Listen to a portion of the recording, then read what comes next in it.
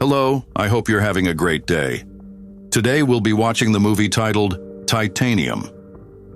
1,000 years ago, humans formed the League of Free Worlds and colonized XT-59, a swampy planet where they built a city under total control.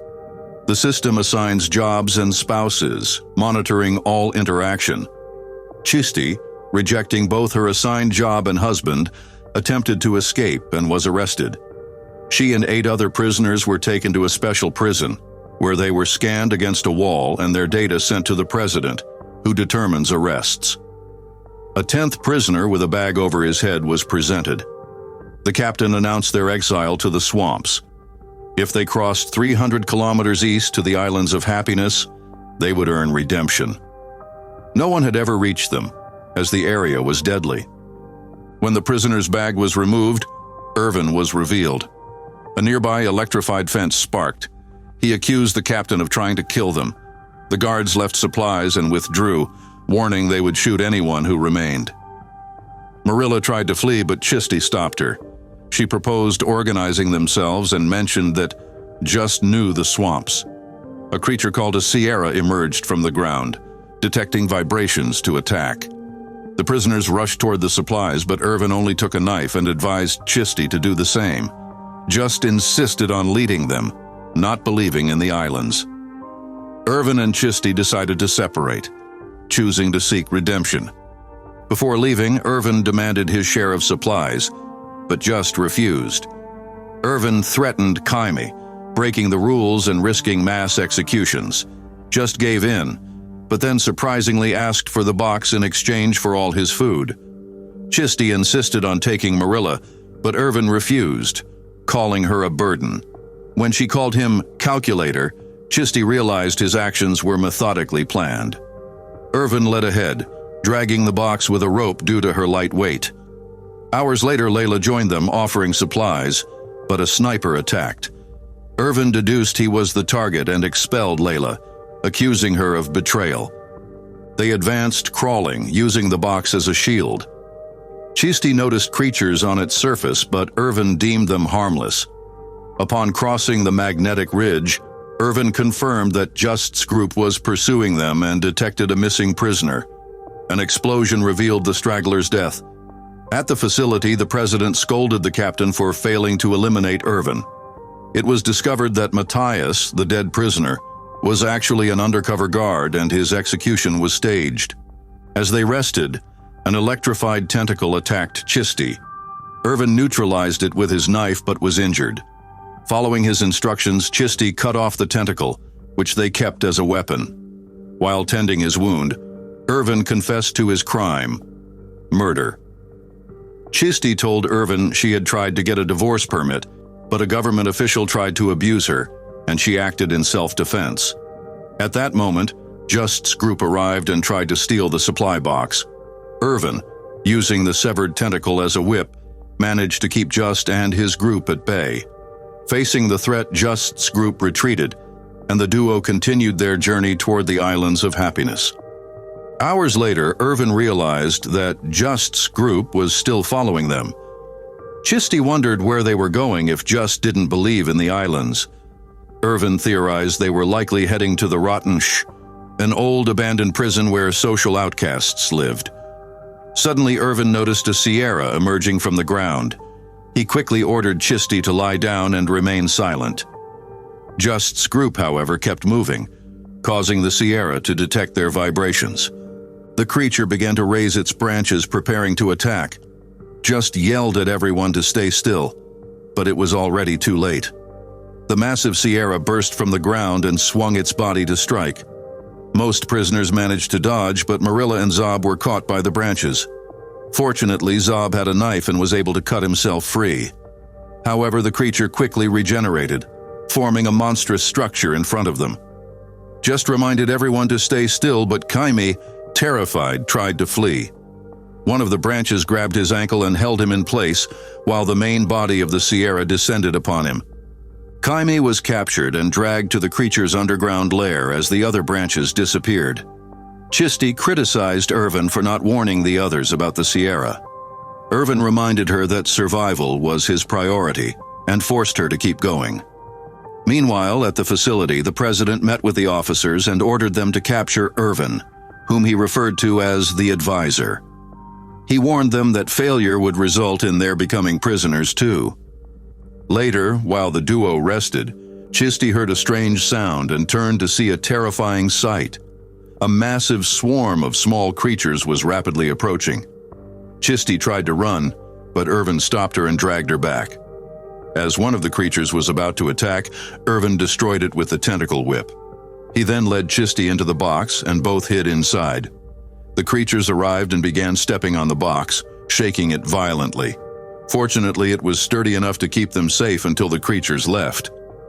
Once the danger passed, the duo emerged and continued their journey, leaving the box behind. Soon they reached the swamps, where they used poles to test the ground's firmness before each step, avoiding being swallowed. Meanwhile, Just's group also entered the swamp. Marilla, exhausted, struggled to keep up. Just announced they would rest, but Layla objected, saying they'd lose Irvin's trail. Just ignored her, which angered Layla. In an act of rebellion, she cut the end of the rope that bound them and chose to go ahead on her own. Just tried to chase her, but, distracted, fell into a swamp hole. Layla laughed at him while he cried for help. Zob considered rescuing him, but Layla stopped him. She explained that Irvin had been the president's advisor and knew everything about the area. Therefore, she argued they should follow him instead of trusting Just. Most of the group agreed with Layla and followed her, leaving Just behind. Only Jan stayed and helped Just out of the hole. That night, Irvin caught a bunch of insects and ate them raw. He told Chisti to do the same if she wanted to survive. Though she found the taste unpleasant, Chisti ate the raw insects as Irvin had suggested. He explained that boiling them only made them taste worse. While resting, Irvin finally revealed why he had been imprisoned. Layla was right. He had been the president's advisor. He was caught trying to leak information that would expose the system's corruption. Irvin turned himself in, hoping to be exiled, knowing the system couldn't function without him. His disappearance, he thought, would be the most effective way to destroy it. Meanwhile, at the facility, the captain discovered that the system was failing. The communication satellites were malfunctioning, and no one could reboot them because Irvin was the only one who knew the access code. Sometime later, Layla's group spotted two people in the distance. Believing they were Irvin and Chisti, they approached, but the figures turned out to be two prisoners who had been trapped in the swamps for years, surviving as cannibals. The two immediately attacked, capturing Maria while the rest of the group fled. Chisti heard Maria's screams in the distance and wanted to go back to save her, but Irvin stopped her, saying it was too dangerous. The screams ceased as the cannibals killed Maria with a rock. Chisti took a moment to mourn and questioned who could have devised such a horrible punishment. Irvin admitted that it had been him. Horrified, she called him a monster, but Irvin pointed out that no one had protested when the law was announced, which meant the general population was just as guilty as he was. Furious, Chisti continued insulting him, saying his conscience had awakened too late. Overwhelmed with guilt, Irvin fled and began shouting, trying to attract a creature to kill him and end his suffering. But nothing appeared. Desperate, Irvin concluded that not even the monsters wanted him. Eventually, he decided to keep guiding Chisti. Still angry, Chisti confessed that the captain had offered her freedom in exchange for killing him, but she had refused. Meanwhile, Just and John found Layla's group. Enraged, Just grabbed Layla by the neck, but she revealed the truth. The captain had also offered her freedom if she killed Irvin. To confirm her story, Valentine used a scanner and discovered a tracker on Layla's ankle. Just announced that they had to cut it off. But before they could act, Layla tried to flee and suddenly fell to the ground. A web-like creature had grabbed her leg. More threads emerged from the ground, wrapping around Layla until she couldn't move or breathe. Just took back control of the group and continued their path, while Layla's tracker sent a signal to the captain. Upon hearing of her death, the captain felt relieved. He revealed that he had an ancient weapon that would work in the swamps and sent Matthias to use it. Back with Valentine's group, They found a bag on the ground and opened it. A black substance emerged, entered Valentine's body, and instantly killed him. The substance devoured the flesh on his face, leaving everyone horrified. Shortly after, Jan approached Chisti and Irvin, announcing he had left his group. Irvin was suspicious of Jan, and his doubts were confirmed when an object struck Irvin's head, knocking him unconscious. Upon waking, Irvin discovered that both he and Chisti had been captured by the 3 remaining prisoners, Just, Zob, and John. Just explained they were close to the entrances to the rotten but they needed a plan to approach without being ambushed. Irvin tried to convince Chisti to run without him, but she refused and unexpectedly kissed him. Just picked up Irvin and carried him on his shoulders, determined to find an officer to negotiate a deal. Meanwhile, in the rotten ash, Matthias and 2 officers arrived at the location. They knocked out several hidden prisoners and interrogated one who swore he hadn't seen anyone new. Suddenly, a crossbow fired from the shadows, killing one of the officers. Matthias and the other guard returned fire, killing a group of prisoners and destroying much of the room.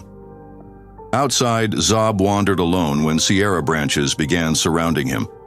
An officer came out to investigate the noise, but the Sierra attacked and captured him. In the chaos, the officer's weapon fired accidentally, injuring Zob in the shoulder. The gun fell to the ground as the creature disappeared with the officer's body. Inside the rotten shoe, Just and Irvin entered through a secret tunnel. Just hid Irvin and went to another room to meet with Matthias and propose a deal. Matthias agreed and handed over his weapon as a sign of good faith. However, when Just brought Matthias to see Irvin, he had already escaped. Matthias used his scanner to locate Irvin but kept the data to himself. Just, growing suspicious, went ahead to start searching, but Matthias tried to shoot him from behind. Just reacted and fired first, only to find the gun was empty. Matthias shot him twice, knocking him down. Matthias checked behind a curtain, thinking Irvin was hiding there, but instead found Jan and Chisti. After killing Jan, Matthias captured Chisti and threatened to kill her if Irvin didn't surrender. At that moment, Zob quietly entered the building carrying the fallen officer's weapon. He met up with Irvin, and they made a plan. Irvin stepped out of hiding and offered to surrender in exchange for Chisti's release. Matthias let her go, but before Zob could shoot Irvin as planned, Just reappeared and stabbed Matthias in the head from behind. In his final moments, Matthias fired his weapon accidentally, hitting Chisti. Fortunately, the shot was a sedative and not a real bullet. Irvin thanked Just, who was in terrible pain. Just asked for Matthias's poison capsule, and Irvin gave it to him, allowing him a peaceful death. Sometime later, Chisti, Irvin, and Zob reached the shore and saw small islands in the sea. Zob believed it was finally over, but Irvin noticed the islands were moving, meaning they weren't real but floating swamp mats strong enough to support their weight. The trio chose one and used poles to push it away from the shore, hoping it would take them to freedom. Back at the facility, the president scolded the captain for his failure.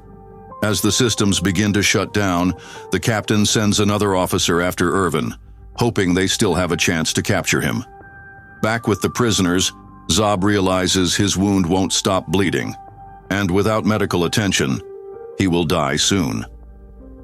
Determined not to wait, he jumps into the sea and bids farewell to the others before a creature drags him underwater to devour him. Hours later, the officer locates the duo on a plane, but it's already too late. The system collapses without Irvin's code, and the aircraft crashes into the ocean, sinking rapidly. Irvin and Chisti realize Irvin's plan has worked. The government system is falling. They celebrate their victory, but their joy is cut short when they spot a waterfall ahead. Using their scientific knowledge, Irvin and Chisti create a cocoon with the floating island and hold their breath as the water pulls them in. Eventually, the waves toss them onto another shore, apparently deserted. Irvin knows there's a hidden military facility nearby, but doesn't know the last digit of the access code, personally chosen by the president. With only 2 attempts, Irvin calculates the possibilities in the sand, but Chisti suggests he think about the last thing the president said. Following her advice, Irvin approaches the control panel. He first enters an incorrect code on purpose to confirm the system is functioning, then inputs the correct code with the final number mentioned by the president, successfully opening an entrance in the mountain. Inside, they find a plane ready to leave the planet. However, Irvin reveals that there's only one seat and tells Chisti she must go without him. Chisti refuses, declaring that she loves him and would rather stay with him. Minutes later, the couple takes off together in the plane, sharing the seat. They finally arrive on another planet, and the League of Free Worlds learns about the atrocities committed on XT-59 thanks to their testimony. Peacekeeping forces are sent to liberate the citizens, and within 10 years, a new system is established. However, it turns out to be even worse than the previous one. I hope you enjoyed the video.